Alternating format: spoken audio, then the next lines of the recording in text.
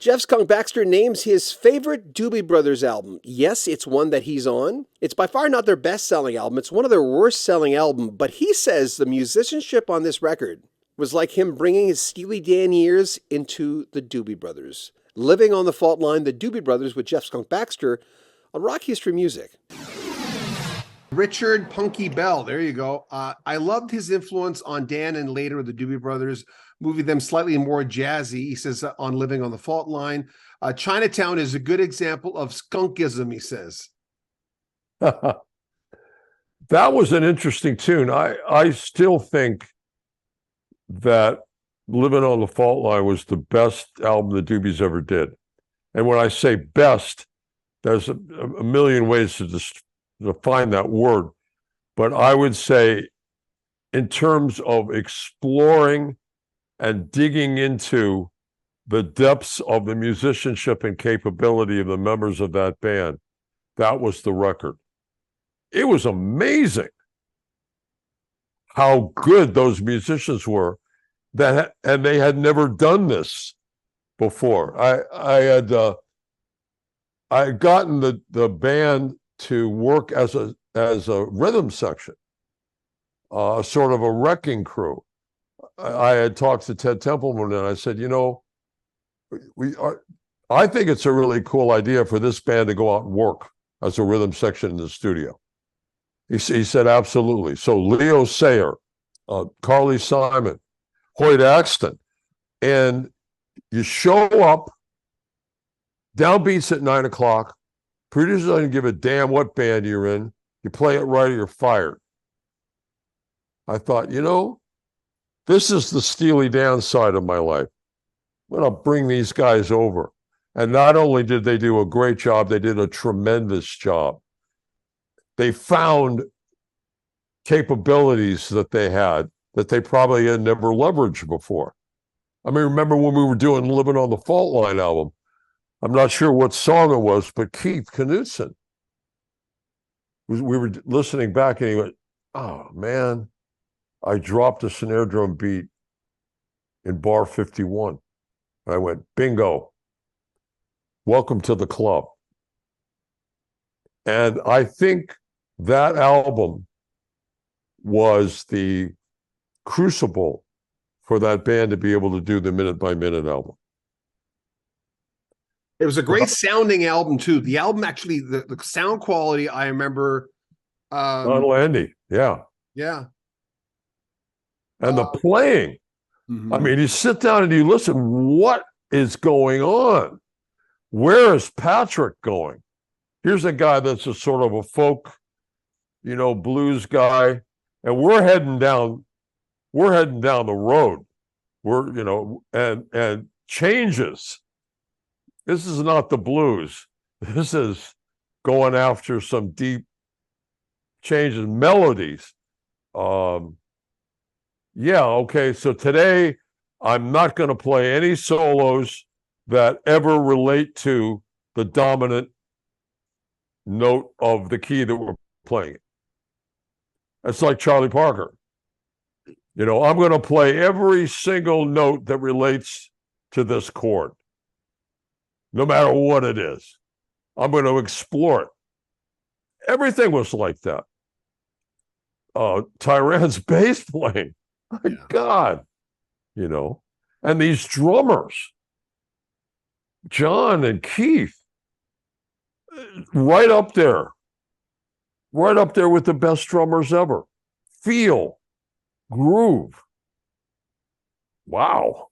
Well, talking to you about that before, you seem to have a great sense of obviously pride in your work. And I mean, being a studio musician, as you said before, hey, how did you play with Donald Fagen and Steely Dan? They were perfectionists. And you had said, being a studio cat, that it should start there. Yeah, absolutely. I think it's a craft. And I'm a product of Martin Luther and the Protestant ethic, Max Weber, the spirit of capitalism, the whole Protestant ethic of work and accomplishment and feeling that gives you a sense of worth. So to me, being a studio musician and doing it right, or being anything, whether it's building a guitar or customizing some electronics or working on a radar intercept system. You do the best you can, and you try to be good at what you do. Otherwise, why bother? You don't fight yourself, you just do it. Where did that come from? I came from my dad. I definitely came from my dad. He was, first of all, a very interesting cat. You ever see Mad Men? Yeah. That was my dad. Without the issues. Don Draper without all the other baggage. He was senior executive vice president of J. Walter Thompson, which was the largest advertising agency in the world. And he also was 5 years active military, 20 years reserve, retired as a lieutenant colonel. So for him, everything was about accomplishment and work and the work ethic. I've been brought up in that ever since I can remember. And I would feel like I was missing something. There have been nights that I've stayed up, a couple of extra hours until it's right.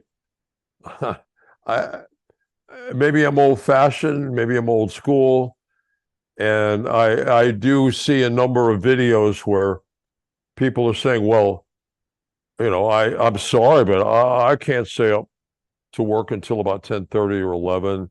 I have to have my latte with a half twist, half calf, and then I have to, of course, get to do my Facebook stuff with my friends.